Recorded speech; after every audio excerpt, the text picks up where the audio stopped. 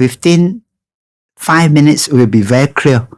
Really, really, I'm not joking. So in that 5 minutes when you talk about conversation, what were you looking out for? Body language.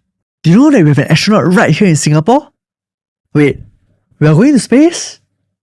This mission at night, no bullshit business.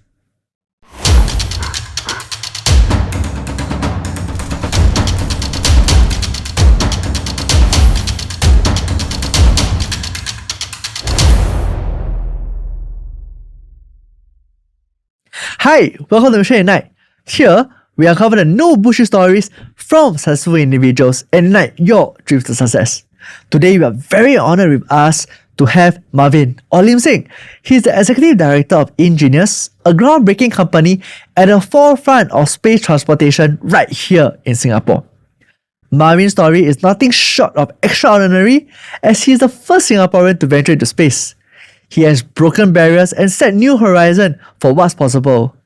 With a passion for space and technology, Marvyn has dedicated his career to pushing the boundaries of human innovation.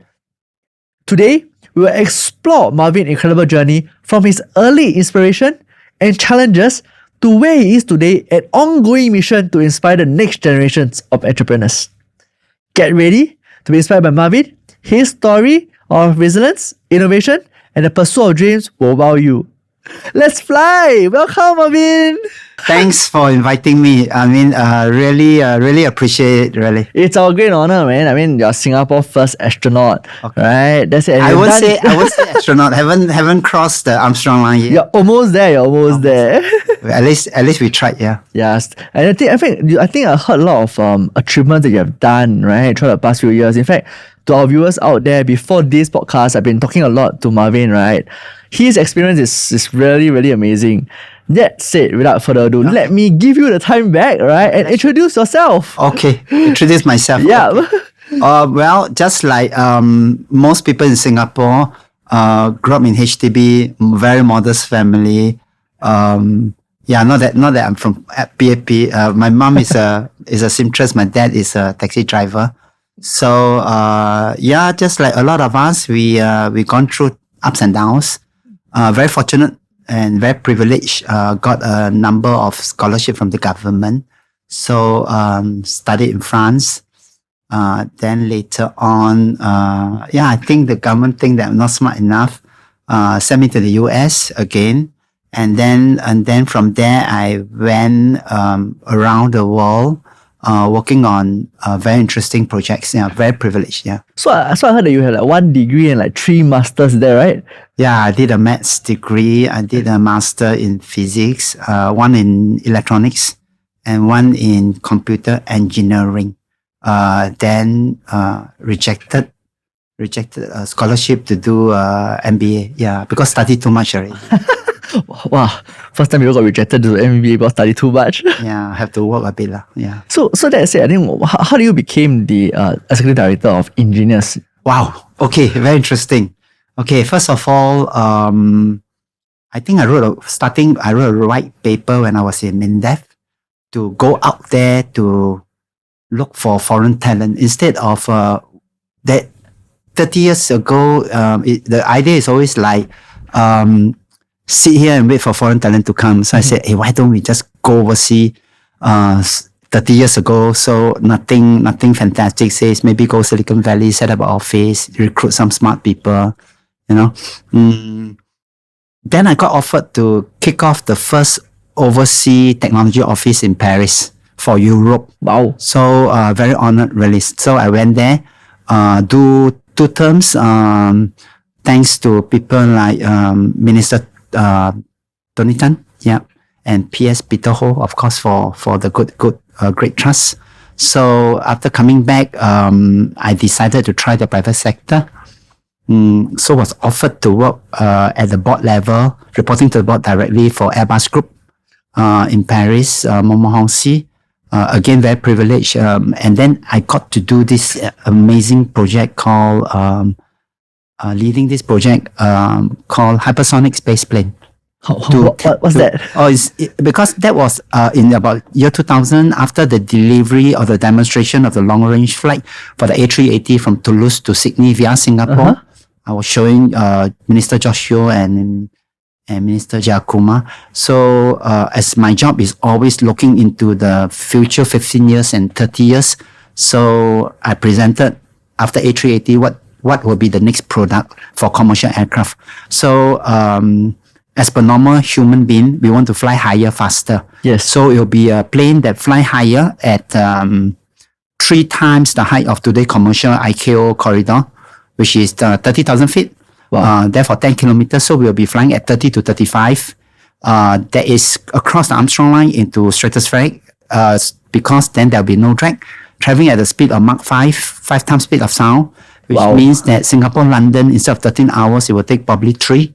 3 hours. Wow. So you have to combine air breathing aerodynamics in the atmosphere, and also rocket propulsion, rocket flight in the stratospheric. So it was from there that I told my 600 engineers to say that, okay, let's check. How do Yuri Gagarin do it, when they first went to space to test their equipment. So apparently, from that, we got the notion of stratospheric balloon. So it is not those balloons that you can buy from Taobao, I put it that way. Okay. So these are expensive space grade balloon, used for many purposes. So the idea is to use that to lift it up to really high and let it come back and do the demonstrator to test, to validate the results of the wind tunnel simulation. Right. Which is quite classic, So from there, after that, I tell myself, hey, maybe you can use the stratospheric balloon to bring a first Singaporean to space, you see. Truly as a gift back to the nation. Truly. Right. Not profit making, just want to do something to give back to the nation because I've used a lot of taxpayer money. Okay. So, hard to believe, but it's true. Then gather a bunch of 6 to 7 common citizens, from firemen to commercial pilots to fighter squadron commander. And we did 7 flights together. Amazing. 7 flights. And that was all the way from 2001. That was when it's 2013 until now. Wow. Amazing. 10 years, I would say. But before that, what happened was that how In.Genius formed. Yeah. So when I was on my own, after joining Airbus, I also quit and I came out. And before that, I was actually partnering and working with some Russian physicists on some passive drag reduction. I won't go too much into it. And then it says that, we have to find JV. So I said, okay. And then we think of this name called, the Russian company name is called IN. And then I say, okay, let's put a .Genius. And that was how In.Genius was started. Wow. From there, we went on to do biofuel from the synthesis of algae. We selected 3 species out of 2,000, do some good biochem, convert them from 6 molecule to 12 or 3 molecule to 12 to kerosene light aviation. Then after that, went on to do satellite, low orbit satellite in space, where I was invited to give a speech at United Nations with SpaceX and OneWeb. And today, the concept has developed into a project that's very well known called Starlink. Unbelievable, but yeah. It's crazy. So that was how we started, kind of. But actually, the real thing, I think the real key message to share is not this good sounding vibes. I put it that way. I think it's really the what I should really share behind all this is the grit, GRIT, and the opportunity that people give you that you have to. I am very grateful and full of gratitude for, and therefore now we do the same to others. And the key thing is, besides perseverance, is really you have to first believe. Yeah. Definitely. I think there's a lot of things I'm going to ask you later on, right? Part of the show, you'll find out a lot of all these stories, and I'm sure you have a lot of stories to ask. Okay. So that's it. But I'm curious right now. So right now, what's happening with In.Genius? What's going on in the next few projects? Okay, let me try to share just a little bit, not too much details. A lot of NDAs being signed, but on our own so-called GoSpace mission, we didn't stop after COVID. After first announcements was 2013 in the Global Space Technology Conference. Many thanks to Jonathan Hong and Lynette to give me the airtime. Thanks to, of course, Professor Louis Pao Chen, shared about for the first time that we want to try to GoSpace. And GoSpace has many ways. There are many ways to skin a cat. You don't have to blast yourself out using a rocket. We can also do that actually, but never mind. Different budget, different time.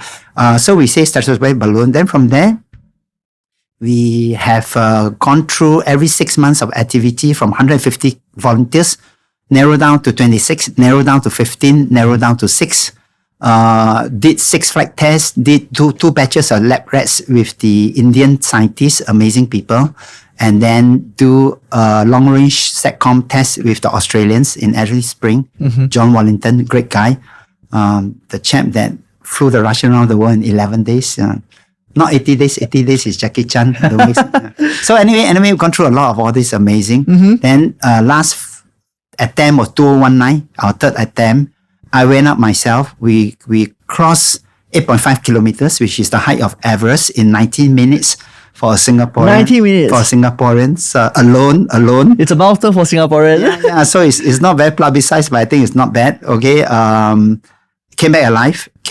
So now, today, as I show you some sketches just now before we started, we are designing a 2-man capsule, a 2-man system, to now bring 2 persons to cross the Armstrong line instead of 1. Wow. Because, amazing, unbelievable, but we do our best. Yeah. So, ladies and gentlemen, right, we have never heard that Singapore can produce such a thing, and there you go. Yeah. Right here, right, from the genius behind all this thing, you hear straight that Singapore does embark into this, right, and Singapore is going for it. Yep. So now back to yourself. I'm curious because we talk about a few things, right? We talk about your education journey, right? How did that shape to where you are now, actually? First, talk about 1 degree. Actually, education is important, but in fact, all this degree and master degree, we never talk about it. We really never seldom talk about it until somebody raise it. My point here is that it's really, since 20 years ago, I already know, it's really not the paper.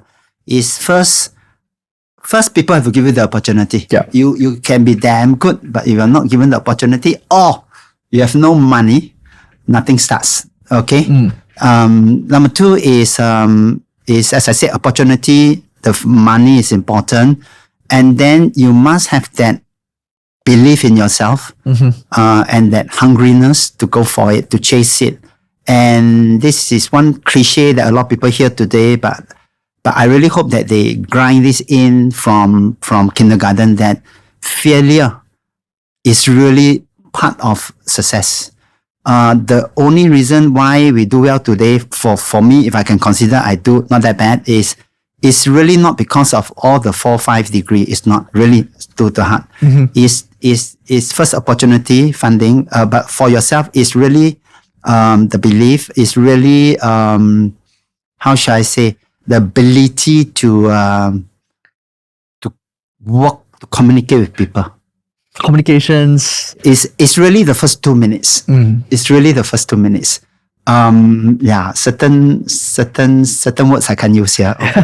So my point here is that you must, in the first 2 minutes, give the strongest impressions that you are who you are, and that the other side kind of, I lack of a better French word, kind of like you. Yeah. Because you can be the smartest person and you're so irritating, so annoying. No one would want to work with you. So first is the ability to communicate, to have empathy, to work with people. And then secondly is, as I said just now, have the belief. Let's get it done. Yeah.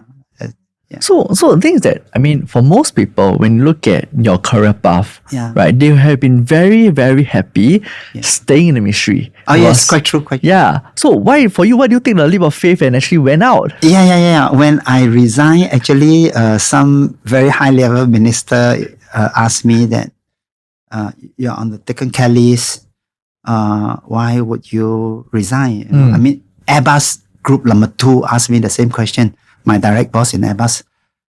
And same answer, I say one life. One life. Even today, every day I wake up, I felt that I have not done enough. It's crazy. There's this crazy inner voice that says that let's go and try to do more.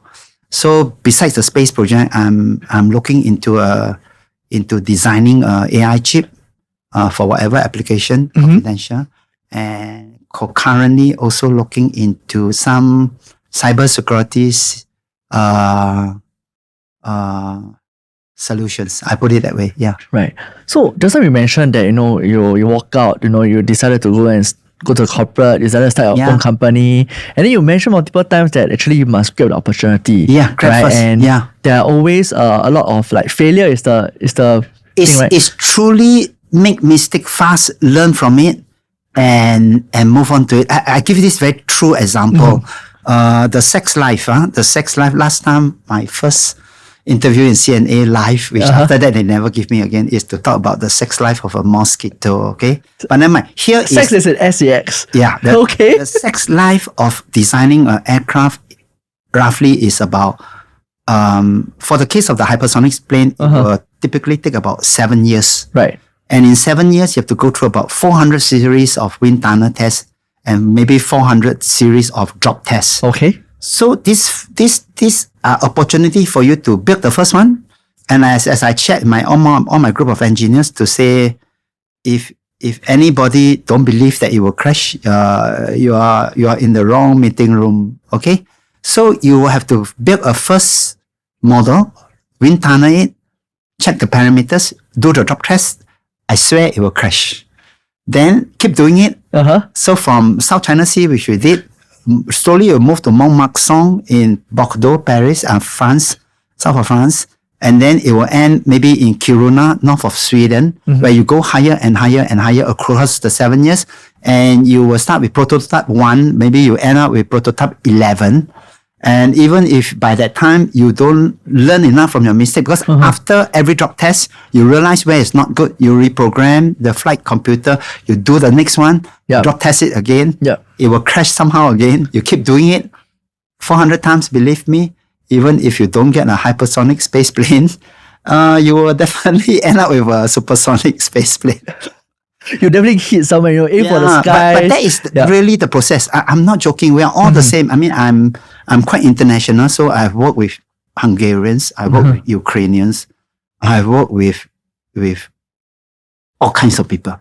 We are all the same. So when you say we are all the same and all, maybe could you share with us, right, some of the major roadblock, right, that you've ever faced and actually came out from it? Wow, roadblocks. Roadblocks. All the challenges that you have, because you talk about keep failing and all, right? Some of the tough it's like you do a flight test, the first 3 rats, which are so expensive that we buy from USA, die on you because there was a depressurization. It can happen to anybody. And I swear to you, it is the process of success. And then you find out why. And then I still remember the doctors, the 2 doctors did the autopsy and explained to me that the lungs is purple, the heart is purple, so there's a lack of oxygen, and therefore it's the life support system. And I prefer to defer. I explained that cannot be.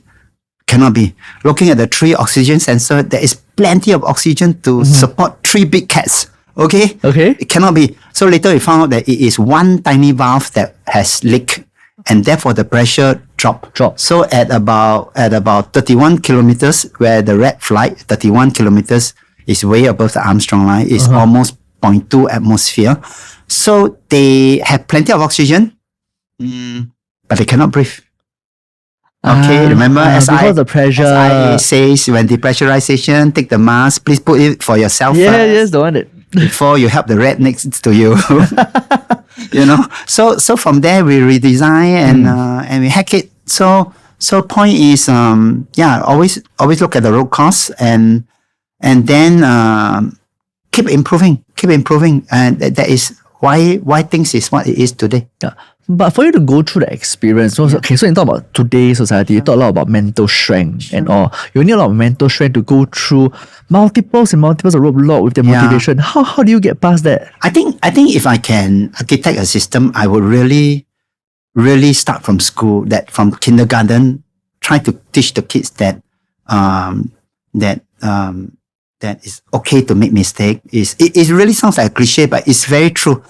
Try to psycho or mental train them that every day wake up, you can choose to be happy. Okay. You choose to be happy.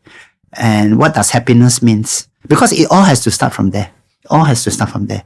And then teach them how to take care of people, how to have confidence, how to work with people.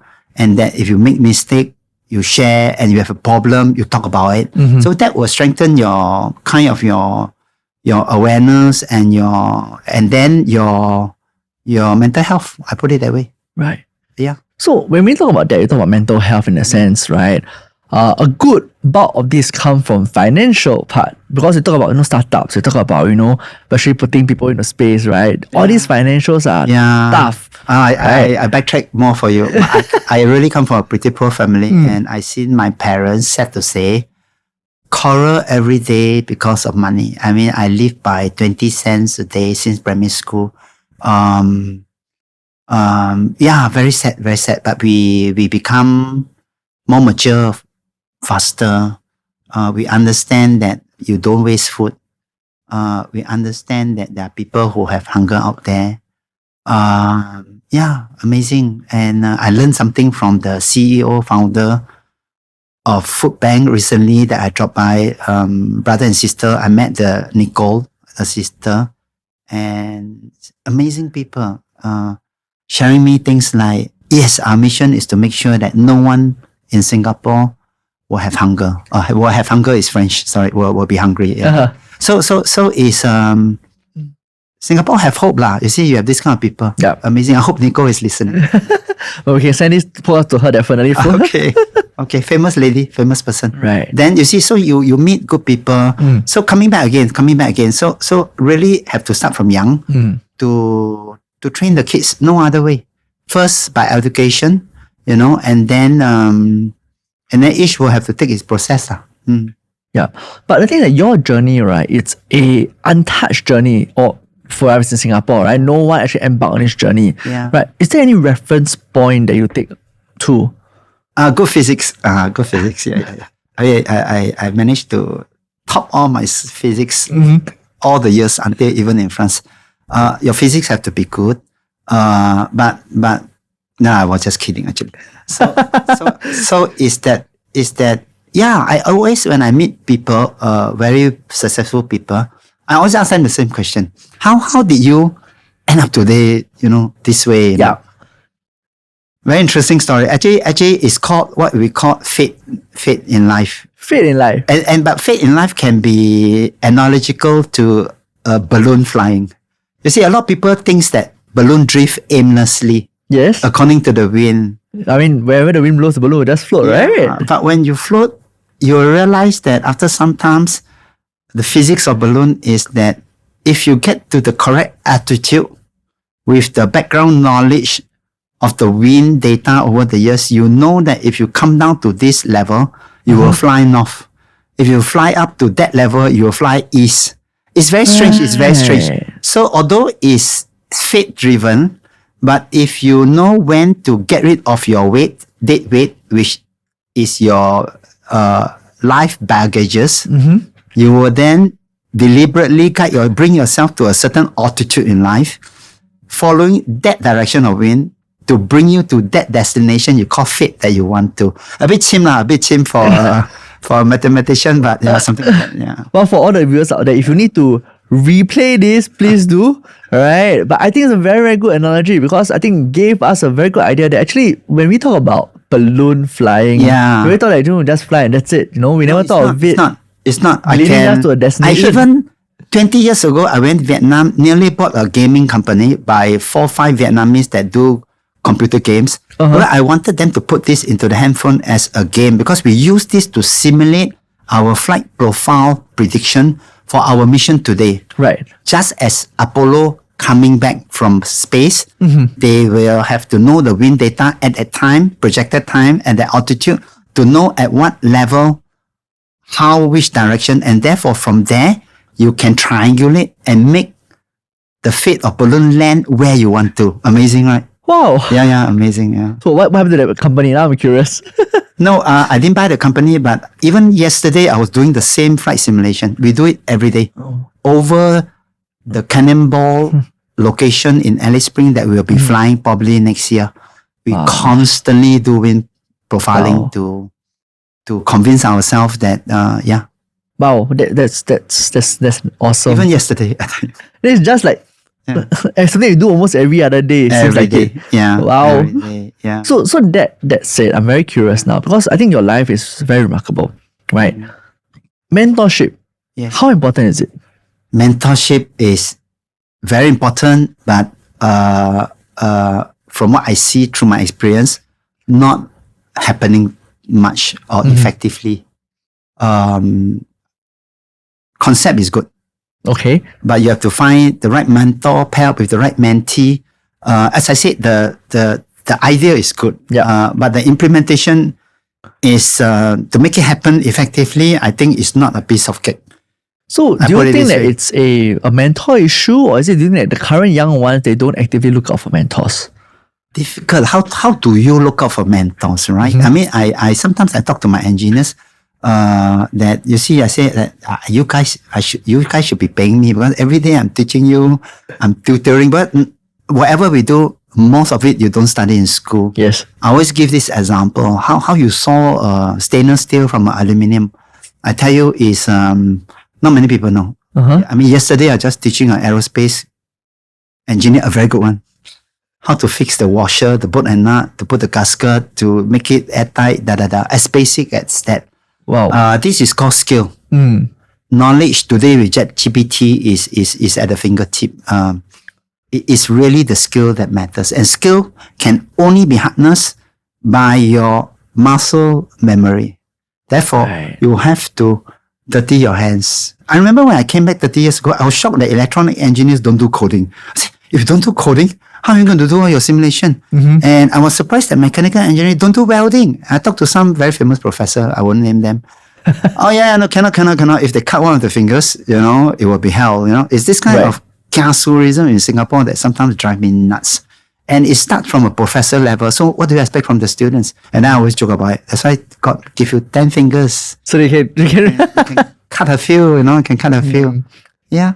But in that sense, I'm very curious because I think for you at where you are now, you say that you actually you coach and help some of your engineers and all. Yeah. If you give you an ideal situation, what sort of mentee do you hope to have? Wow. The other day, I just interviewed 16 undergraduate final year. And then I still remember they were asking me, you have to read the CV and all that. I never read the CV. I just organize a coffee session and just talk to them. And within 5 minutes, it will be very clear. Really, I'm not joking. So in that 5 minutes, when you talk about coffee session, what were you looking out for? Body language. How the person responds. How he sit, how he talk, how he present himself. I hardly ask any technical question. I can, but what is more important, like all of us know, is when you interview a person, first is for the attitude and character. Right. Because the skill you can teach. You can have the smartest person being the most annoying person. Sometimes sounds like me. That you really try to avoid. Really. Right. No joke. First, the person must be able to work with the team as an independent leader. Right. And that will come out very fast. And then when I finish, I told my two chaps, as my PM and my CFO, I say, just give me 2 names. Don't explain. Just give me 2 names out of the 16. We all got the same 2 names. Right. I said, now you retrieve the CV. Let me take a look. Actually, it's more time saving, right? Yeah. Because rather than you interview 16 of them, coffee sessions, you chat. Yeah. After you just only see 2 CVs. The 150 volunteers pilot volunteers for the first Singaporean to space was split into 3 barbecue session and 2 coffee session in Mandarin Gallery. Just by having barbecue and drinking coffee, you pick the 26. Yeah. Wow, that's very interesting. Yeah, but real life. Non-conventional way of interviewing people, right? This is something that nobody will actually hope to have. Yeah, but so now I'm curious. I mean, you have teams and all. Sure. Have you ever sacked anyone? Oh yeah. And why? I think on the record, I mean, I think I'm not sure. I could be the first that sacked a government servant.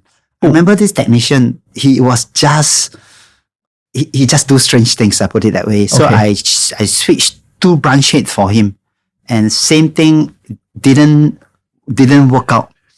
So I called him in. I remember I didn't scold him at all. I just talked to him very nicely to say that there is, let's not torture each other, life is short, and there is, it was really a man-to-man talk, and just say that the job maybe don't suit you, just go out, get a proper job, good for you, don't waste your time here, and don't torture us also, Yeah. 1-2 years later, I still remember I met him with his pregnant wife in Capitol. He saw me with the wife, he rushed over with the pregnant wife and said, this was my ex-boss who sacked me and changed my life. I'm now a successful banker. Oh, wow. Yeah, true story. So, and I remember one thing, and I even typed out and then I told him that, then it went through the very high level in the government. And the boss asked me, why are you so out to sack this guy? So I said because it's my responsibility. Number 2, for the system and for the person, because it's a mismatch. And number 2, I say because I have the courage. No shit, that was exactly what I said. Yeah, I think you love or hate me, huh? So, but I mean, to be very honest, most people at least I have the this guts. courage. At least I have the guts. I think then after that, a few months later, I remember Goh Chok Tong was the PM, and Goh Chok Tong said, "Yeah, today government servant, no more iron rice bowl. You better earn your living."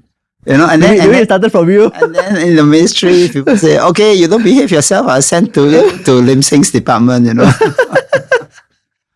True story. Amazing.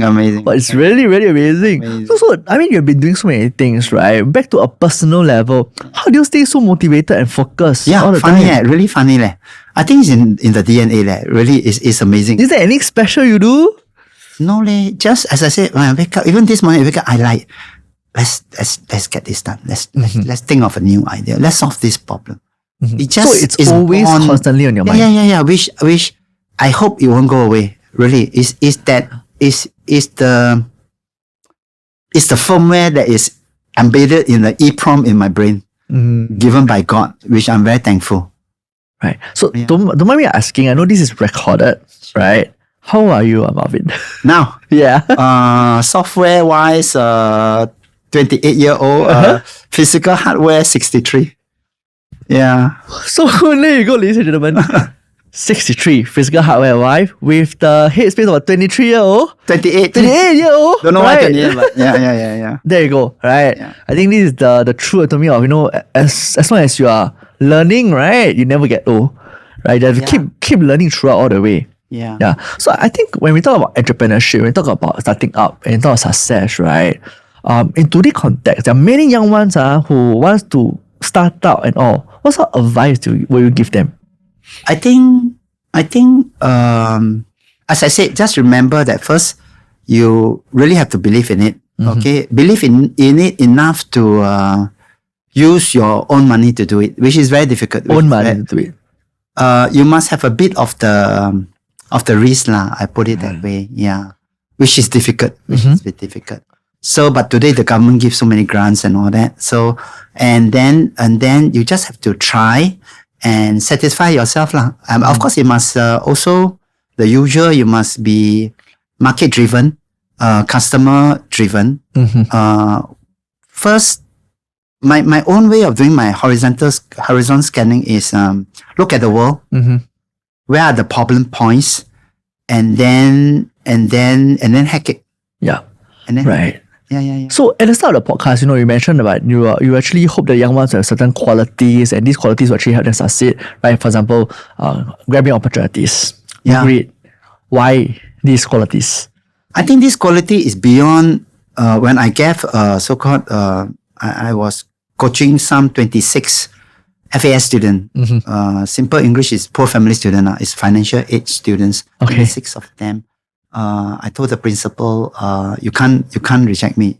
I say that I will sponsor everything. So I went through months, and it was during 2016, I remember, because concurrently we were staging to fly the the lab rat to space. So every Thursday I'll be there in the school, bringing in professionals like a Bollywood model. Wow. Teach this, because it's a girls' school, to build their confidence, to teach them catwalk for fashion show. I got Toastmaster to teach them how to give speech. I bring them to fine dining. Wow. Teach them how to, only 10-year-old, but teach them how to the sit proper properly. table manners, the eating, how to posture. order wine, Yeah, all this stuff, amazing. And I say, you can't reject. Why? Because I'm going to sponsor for everything. Just like that. So he says, what are you going to teach? I teach things that is not taught in school. Very important. Right. Yeah. So when you talk about things that are not taught in school and talk about grabbing opportunities, I think most of the young ones here, right, they're not very adventurous. Right? They're more conservative because of the nature that we are. Right? I think most people are. I mean, you are the rare fews. Right? So when you talk about grabbing opportunities, what do you hope that they got out of it? And in fact, do you have any stories of your own, right, that because of your grabbing opportunities natures that lead to where you are? God, when I was primary school, I was given, no, I'm not a good example. Have lah. When given opportunities, don't be too worrisome, you know. Won't die lah, try lah, you know. Yeah. And then see what happens. Right. Yeah.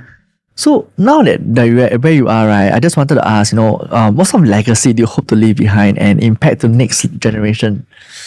Legacies, legacy is a big word lah. I just first hope, which is my first so-called attempt, is try to do this to really bring a Singaporean to space for the nation lah, as a impact lah, for a small country like us to tell ourselves, not to tell anybody else, tell ourselves that, you see, we can do it on. Yeah, don't look down on our own.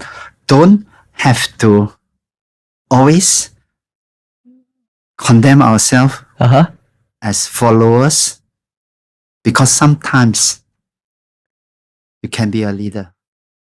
Yeah. There you go, ladies and gentlemen. There you go. Yeah. Right. So with that, right, I'm just curious, is there any books, resources, right, that you actually recommend people to actually read or look into? Wow, so many, really too many. Too many. I think it's not in the reading. I think it's definitely in the doing. In the doing. Yeah. It's definitely in the doing. Yeah. Because we talk about having things to learn, right? Yeah. That is not taught in school. Yeah. Right? But let's say, for example, someone that's like 21-year-old, they wanted to start doing, but they have no idea where to start. Quite true. Huh? Yeah. Where do you actually? Yeah. How did I start? Strange. Yeah, good question. I mean, I'm not here to be able to answer all questions. That's a good one. Really, I look at myself. Actually, as I always say, I'm very fortunate, very privileged. I have amazing mentor like Wesley Daranjo, ex-defense secretary, who gave me so many chances. I think that this is one person I look up to. Right. And many others. Peter Ho, Tony Tan, all these people. So that's it. I'm going to pull you out a little bit, right, and go to the industry-wise itself. Okay, sure. Right. How do you actually envision, the future of space exploration technologies that Singapore may or may not? I think Singapore, it's not about Singapore. Actually, it's about all of us. Actually, we are like myself. I consider myself an international citizen.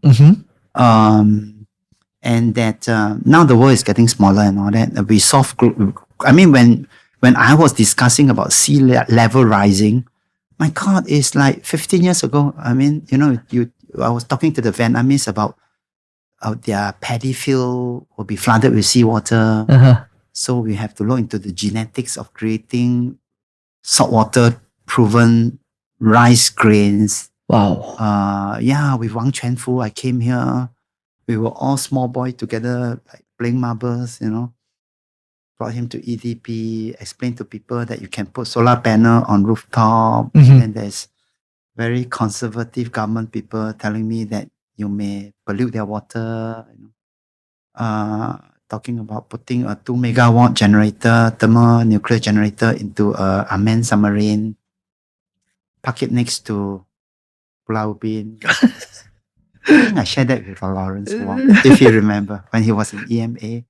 Or to beam back energy from space, Right. which I was interviewed by Net Geo, using microwave or laser, which I was working on the designing of the receiving end on Earth. Mm-hmm. Yeah. So you see, it's amazing the amount of, and we were talking about neutrinos just now. Yeah. So very fortunate to have such a vast opportunity given to me to work on. Right. So now in my podcast, right, we have our viewers out there because we have a lot of them they are very young, starting out, not know what to do and all, right? And we always ask our guests here, right, if there's one word that you will give them to the inspiring young ones out there for success, what will it be and why? One word lah. One word. One word. I think it will still be what I mentioned earlier on, is that you must have that belief in yourself. That you can do it, and it's okay to make mistake. It is through the mistake that you learn and do a better prototype or be a better person. So you cannot be so afraid until you don't even start. Yeah, I tell you, I think every time I throw a tough problem out there, most of the people that come back to me are mainly young people from a foreign country. And oh wow, sad to say lah. But actually, now that we are on this topic, I'm just curious, right? Why do you think so? I think our people are not hungry enough. I think they are too pampered. They are very protected. They are very fortunate to be born in Singapore. Yeah. And we all hope that this will change so there will be a better future for them. I really hope so, because if this go on, not very good. Right. Yeah. Yeah. So before we end the whole show, right, normally I'll ask my guests, say, is there anything that you want to tell our viewers, right, out there? Any message, mantra you live by that you think they can help them, impact them to the road of success? Nothing sort of a big message, but I think pray for us that we can successfully bring 1 or 2% to space with our own means, with our own perseverance and our own so-called wanting to give back to the nation. Yeah. Thank you. Thank you very much, Marvyn. And that wraps up our fascinating conversation with Marvyn, the visionary Executive Director of IN.Genius and first Singaporean to venture into space. Marvyn's journey has been a testimonial to the power of perseverance, innovation, and the pursuit of one's dreams. I hope his story serves as a beacon of inspiration for you as for me. Doesn't matter if you are an entrepreneur or an innovator out there looking out for it. We hope that you find today's episode as inspiring as I do. Remember, no dream is too big, no goal is out of reach, as long as you're willing to put in the effort and stay resilient throughout the challenges. Once again, thank you, Marvyn, for sharing us your incredible journey and invaluable insights with us. For our listeners, don't forget to subscribe to Mission at Night for more inspiring stories from extraordinary individuals who are making a difference in the world. Until next time, stay curious, stay motivated, and keep reaching on for the stars. Hi guys, thank you for listening. If you like what you have just heard, follow us for more content like this.